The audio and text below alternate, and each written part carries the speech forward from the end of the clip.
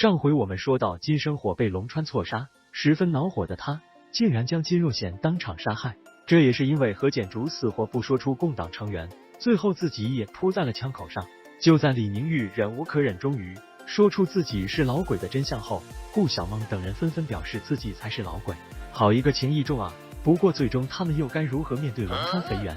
下面继续走进本期精彩内容，跟着我一起来收看《风声》第25到26集，一起来看看这场错综复杂的迷局究竟结局会如何。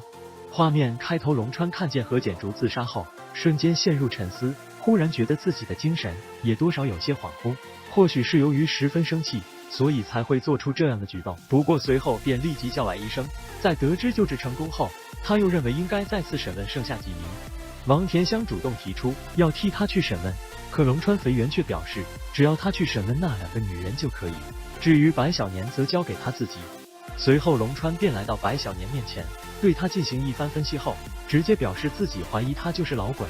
白小年听到这些冷笑一声，直言如果自己是老鬼，早就在龙川要杀何简竹父亲的时候就上前阻拦了。镜头一转，王田香先行来到顾小梦的审讯室，向其询问方才为何李宁玉都已经承认自己是老鬼，而他却还要插上一脚。顾小梦则无谓地表示自己这是在混淆视听，因为他相信李宁玉绝对不是老鬼，不然去年就没必要帮助汪主席。不过王田香却再次劝告顾小梦前往不要走了吴志国的老路，被李宁玉所迷惑。听到这里，顾小梦直接感到恼火，斥骂王田香自己出身妓院，看什么都是脏的。随后恼怒不已的王田香又来到李宁玉的审讯室，质问他为何突然承认自己是老鬼。李宁玉听后则是淡然的回应，当时只是担心自己会被龙川肥原错杀，毕竟当时他已经失去理智。可王田香显然不相信他的这番话，随即便说道，为何李宁玉偏偏在杀金若贤的时候情绪激动？很显然一定是金生火告诉了他什么天大的秘密，两人一定就是同伙。不得不说王田香其实这算是答对一半吧。随后李宁玉再次回应称龙川肥原会再次质问何简竹，很明显就是因为金生火并不是真正的老鬼，那么既然他不是，自己又怎么会是？听到这里，王田香顿时哑口无言，当即威胁李宁玉让他受刑。然而李宁玉却又嘲笑王田香，让他下次来审问的时候带上脑子。真没想到李宁玉竟能如此临危不惧，不得不说他真的是一名出色的间谍。果不其然，愤恨不已的王田香当即便向龙川肥原提出要对李宁玉用刑，可龙川肥原却认为对待这种女人用刑没有用。当天夜晚，众人都在餐桌上吃饭，如今吴志国受了重伤，李宁玉便暖心地照顾着他。顾小梦见军医离开，便说着也许是何简竹已经死去。这时王田香走来表示，何简竹虽然没死，但如今也没有利用价值，不久后便会被送去当慰安妇。慰安妇是怎么样的？众人都明白。顾小梦瞬间感到恶心，立即朝着王田香扇去一个巴掌。虽然说何简竹与自己并没有大多的关系，可毕竟是女人家，听到这样的言辞，瞬间感到十分的震惊与生气。这一边龙川肥原也在劝告白小年早点去劝说何简竹说出真相，否则到时候以何简竹如今的状况，怕是撑不过3天。面对如此险恶的威胁，白小年感到十分震怒。镜头一转，顾小梦找到李宁玉，直言自己已经知道他就是老鬼，并且对线下状况进行分析。然而李宁玉却反驳表示，为何顾小梦杀害森田就不是老鬼呢？顾小梦听后表示自己只是误杀。李宁玉再次对顾小梦进行一番分析，且句句刺中要害。顾小梦最后十分佩服李宁玉，认为他竟然能在1个小时内就能编造出如此完美的逻辑。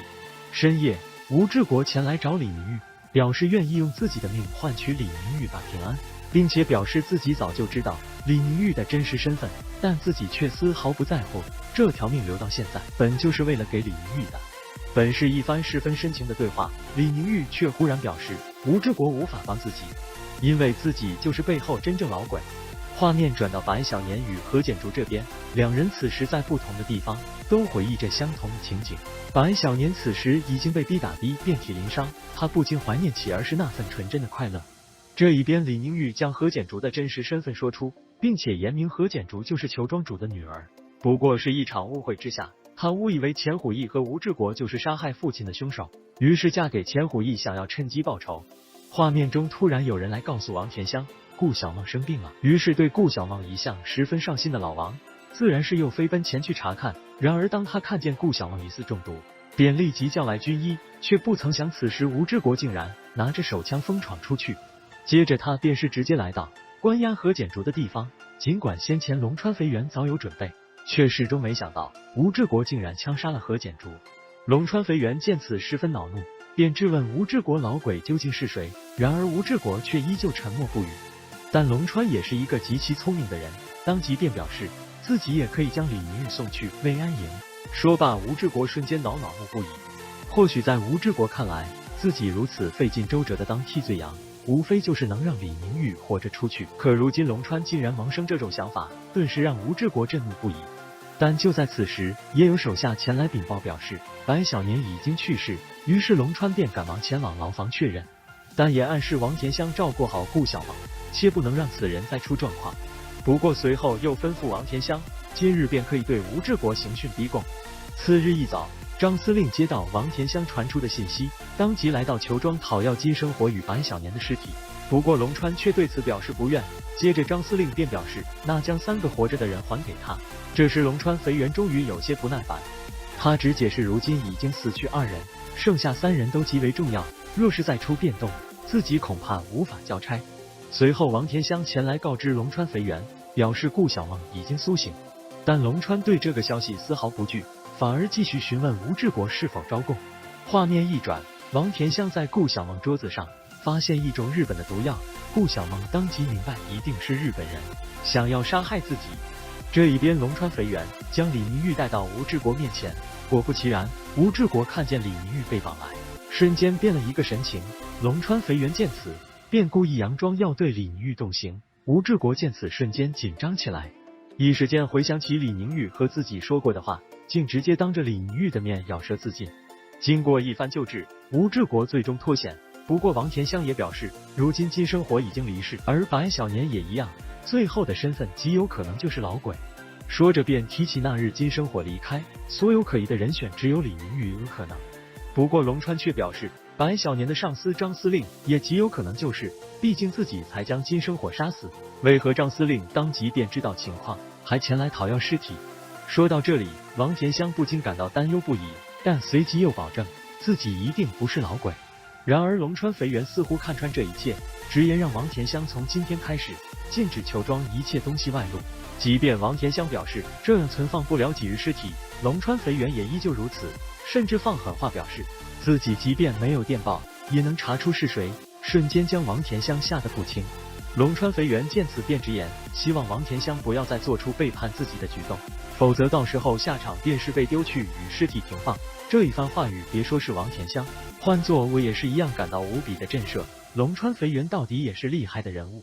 另一边，潘汉卿在吃早饭，偶然听旁边的人说起裘庄近日需要大量福尔马林，他当即意识到里面的情况不对劲，立即想到去寻找顾明章帮助自己。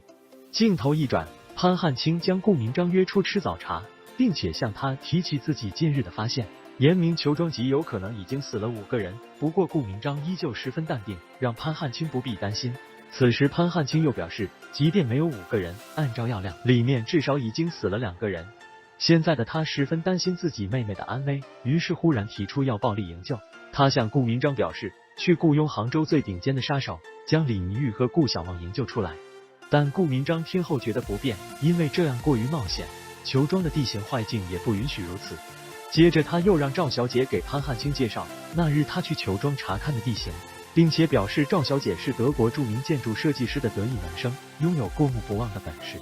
说罢，赵小姐便开始介绍起来。一番讲解后，潘汉卿认为自己有把握救出2人，但必须是要今晚。龙川肥原对于老鬼的追查可以说是一波又一波，不知道为何我在这里看的都十分焦急，其中不乏错杀了金生火这样的间谍高手。那么龙川肥原接下来又要用什么办法来逼迫真正的老鬼李明玉说出真相？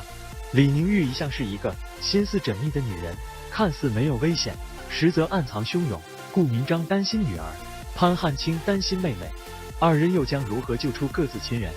好了，本期内容就到这里，关于这一切的谜底就留在下期为您揭晓。在这球庄里面隐藏的危机和秘密，究竟要何时才能解开？没有人能够言明。小伙伴们不要忘记点赞、转发、关注，我们下期精彩再见哦！